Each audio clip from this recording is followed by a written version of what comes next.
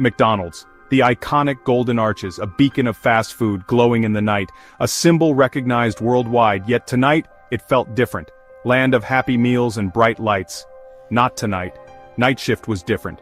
Empty booths, long shadows, the usual hustle and bustle replaced by an eerie stillness. The silence was almost deafening, a stark contrast to the usual cacophony of laughter and chatter. I was wiping down tables, the smell of stale fries in the air. The repetitive motion of cleaning, a monotonous task, felt strangely comforting amidst the emptiness. Each swipe of the cloth echoed in the quiet, a reminder of the absence of customers. Usually buzzing with families, now it was just me and the silence. The play area, once filled with the joyous screams of children, stood deserted. The booths, where families once shared meals, were now just empty seats. It felt colder than usual. The warmth of human presence was missing, replaced by a cold, sterile atmosphere. The air conditioning, usually unnoticed, now felt like a chilling breeze. A shiver ran down my spine. It wasn't just the cold, it was the unsettling feeling of being alone in a place meant for togetherness. The emptiness was palpable, a stark reminder of the night's solitude. College ain't cheap. Textbooks, rent, ramen, needed a job, any job. McDonald's was hiring, graveyard shift paid extra. Figured how bad could it be, bad call. First few weeks were okay. Boring, but okay. Then things started happening. Weird things. The silence was the worst part. It was an oppressive, almost tangible silence that seemed to press down on me from all sides. The kind of silence that makes you hyper-aware of every little sound, every little movement.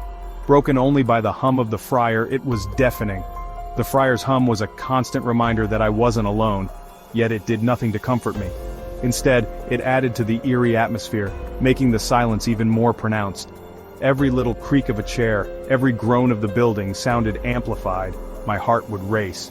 The slightest noise would send my imagination into overdrive, conjuring up all sorts of scenarios. Was it just the building settling, or was there something more sinister at play? Shadows seemed to stretch and dance even when nothing moved.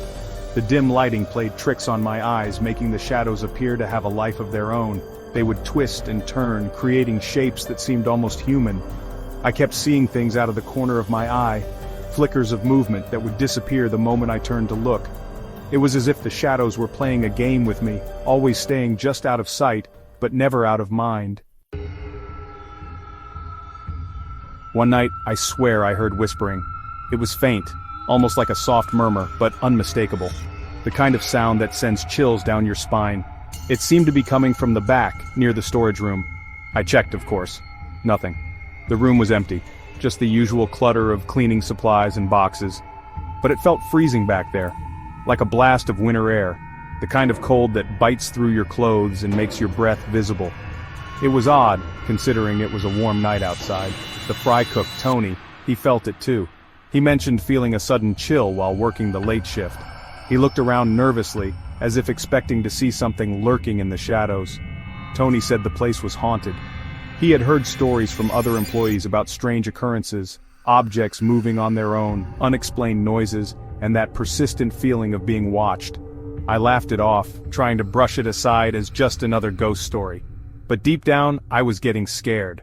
The whispers, the cold spots, the eerie feeling, it all started to get to me. Maybe there was more to these stories than I wanted to believe.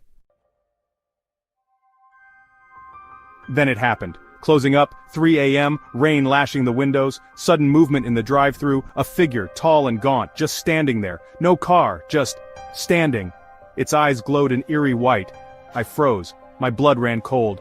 It stared at me, a hungry look in its glowing eyes. I couldn't breathe.